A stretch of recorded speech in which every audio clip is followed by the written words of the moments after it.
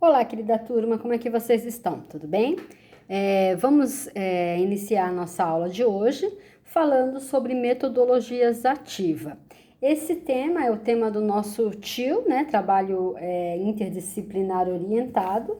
E na aula de hoje nós vamos trabalhar 3 capítulos do livro. Na verdade, a introdução mais 2 capítulos.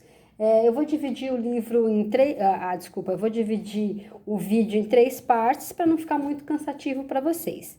Então, vamos iniciar então com uma introdução, né? Metodologias ativas, professora Neide Silva. Esse é o nosso livro de referência, é o livro do João Matar. Ele é de 2017. Já foi então informado para vocês desde o início do semestre que nós vamos trabalhar então esse livro e a prova do TIO será no final do mês de maio, né? Lembrando que a nota dessa prova será peso 2 na média final, valendo para todas as disciplinas, inclusive as disciplinas do EAD. Portanto, então ressaltando a importância, né, de estudar com bastante afinco e poder aproveitar o máximo possível, porque esse é um livro muito interessante, porque ele é um livro muito prático, né, com muitas dicas aí de deixar as nossas aulas ainda mais interessantes. Muito bem, então vamos falar a apresentação do livro, né? Como eu disse, então é um livro proposto para o estudo do TIO. Ele foi escolhido porque, né, o curso é um curso de pedagogia, um curso de licenciatura, no qual vocês que estão aí, né, estudando, precisam estar atentos às novas metodologias de ensino-aprendizagem, o que está acontecendo, quais são as técnicas que estão sendo utilizadas, né? Porque hoje em dia já nós não utilizamos apenas aquela aula teórica, expositiva, no qual o professor tudo sabe, deposita, né, o seu conhecimento no aluno que nada sabe. Não é mais assim que funciona, né? O processo de ensino-aprendizagem tem que ser um pouco mais, tem que ser mais ativo, vamos pôr assim. Então, por isso, a ideia de trabalhar esse livro. O livro, então, ele vai explorar diferentes tipos de metodologias ativas do ensino e vai convidar os alunos e alunas a ter uma maior responsabilidade no processo de ensino-aprendizagem. Então, o aluno, a aluna, ela deixa de ser aquele ser passivo que está na sala de aula apenas ouvindo o professor, muitas vezes ele não está prestando a menor atenção no que o professor ou a professora está falando, não é? Para ser o quê? Para ser um elemento, né, ativo no processo de ensino-aprendizagem. Então, a gente pode falar, né, que essas novas metodologias, elas prezam pelo aprender fazendo, né? Então, por isso, então, que ela recebe o nome de metodologia ativa.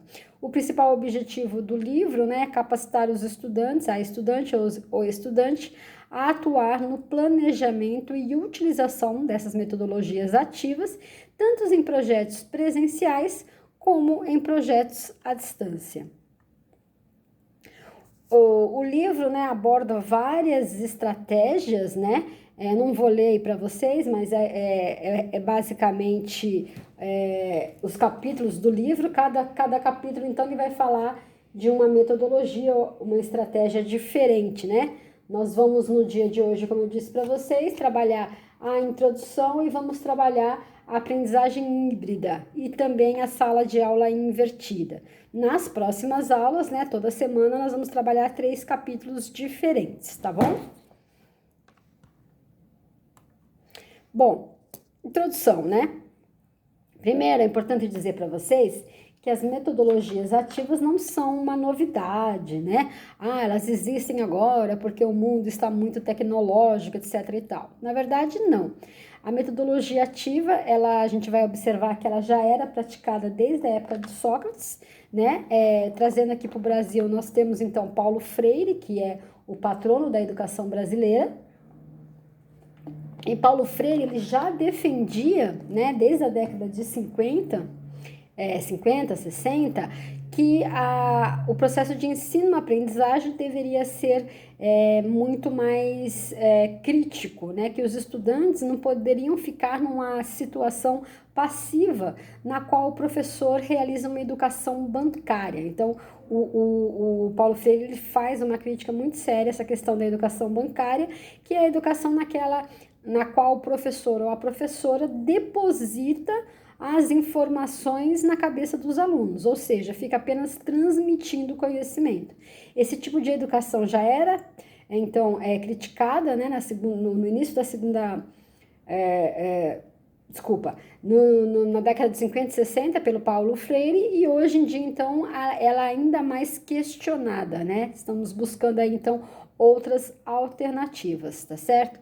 Porque, de acordo com Freire, esse tipo de educação, ele apenas favorece a memorização e não a formação do sujeito crítico, né? Bom, como eu disse para vocês, esse processo, né, esse desenvolvimento de metodologias ativas, nós já temos registros desde a época de Sócrates, né, 5 anos antes de Cristo, mais ou menos uns 2.500 anos, no qual, por meio da maiêutica, ele vai propor o processo de ensino-aprendizagem por meio de perguntas. Então, ao invés do professor vir com as respostas, depositando, né, aquelas informações na mente do educando, não. Ele vai fazer perguntas para o aluno sobre aquilo que ele já sabe sobre determinado assunto. E aí, a partir dessas perguntas, ele vai, então, introduzindo novos conceitos, realizando novas perguntas e assim por diante, né? Então, esse era um processo aí de ensino-aprendizagem já bastante ativo, utilizado há 2.500 anos. Muito bem, então, resumindo mais ou menos, né, então as metodologias ativas, então ela vai pressupor uma atitude ativa, né, uma atividade por parte dos estudantes. Eles não ficarão, então, simplesmente passivos, ouvindo ou fazendo de conta que ouvem os professores na sala de aula. E aí também a posição do professor e da professora modifica-se. Não é porque aí nós não somos mais aqueles que transmite as informações, né? Na verdade, não, né? Porque transmitir informação não precisa mais do professor, né? O aluno vai na internet, pergunta para o Google sabe um monte de coisa, né? É só saber procurar, tem aí vários conteúdos aí. Então, na verdade, o professor e a professora de hoje precisa mudar o seu posicionamento, porque a sua função é diferente hoje em dia. Ao invés de ser um transmissor de informações, que isso o aluno e a aluna pode ver na internet, o professor então vai ser aquele que questiona, aquele que estimula a resolução de problemas, que transpõe, faz a transposição das informações para o dia a dia do estudante ou para o futuro deste, enfim, né? O professor então vai ser o mediador nesse processo de ensino-aprendizagem, tá certo? E não mais o transmissor das informações, aquele que tudo sabe, o seu conhecimento, etc. Sendo então muito importante, isso é muito difícil para nós professores também, né?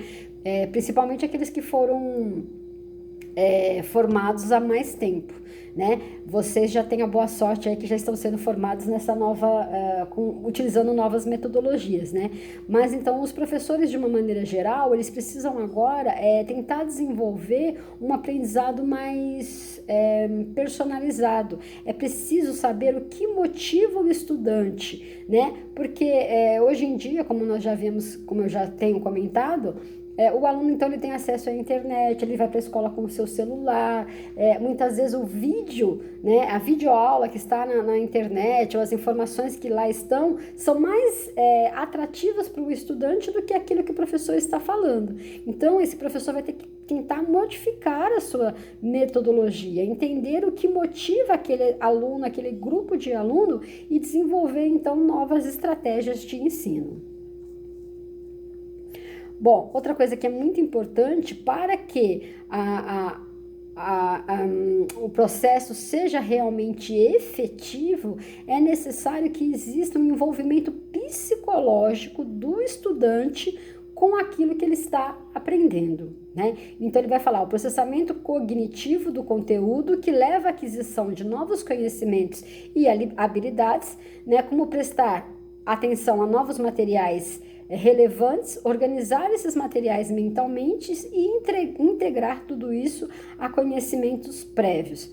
Ou seja, né, vamos voltar lá para Paulo Freire. Paulo Freire, ele vai dizer que nenhum estudante, independente, né, de qual seja a sua idade, é uma tábula rasa, né? É alguém que chega na sala de aula, seja ela virtual ou presencial, sem nada saber. Não, cada um possui os seus conhecimentos, a sua visão de mundo, traz, né, muito daquilo que aprendeu em casa, na rua e etc. Muito bem.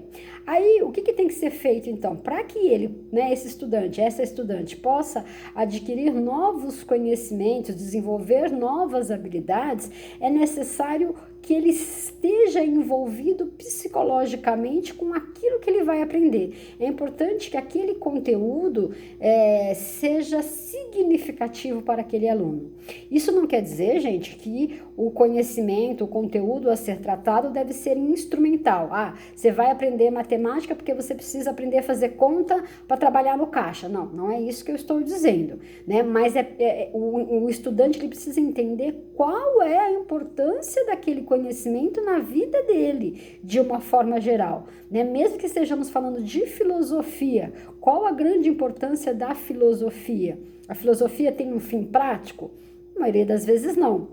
O objetivo dela é justamente o questionamento e o pensar, e como que isso depois, né, vai ser muito relevante na vida do estudante, tá? Então, espero que vocês tenham entendido essa ideia aí do envolvimento psicológico.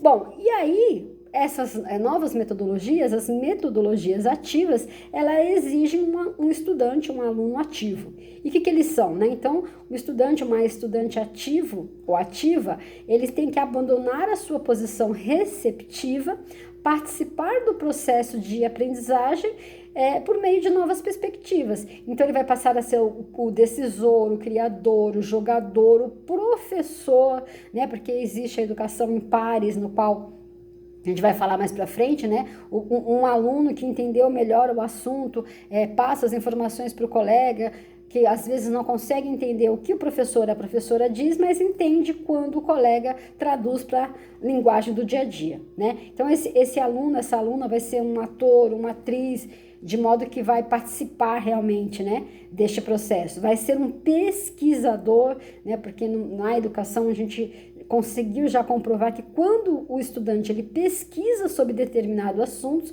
saindo da sua posição de passivo, ele aprende ou ela aprende muito mais, tá bom?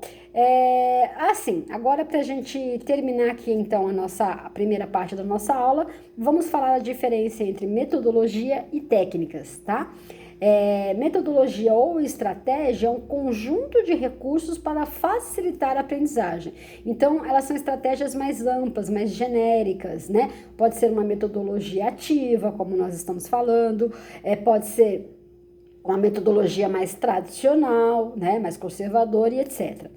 A técnica ou o método são atividades que vai visar um objetivo de aprendizagem mais específico, então elas são mais pontuais. Então, dentro da minha metodologia, eu posso usar uma aula expositiva, dialogada, ou apenas uma aula expositiva, eu posso trabalhar com debates, posso trabalhar com seminários e etc, tá bom? Espero que vocês tenham entendido essa primeira parte, retornaremos em breve, então, com o próximo capítulo. Obrigada e até mais.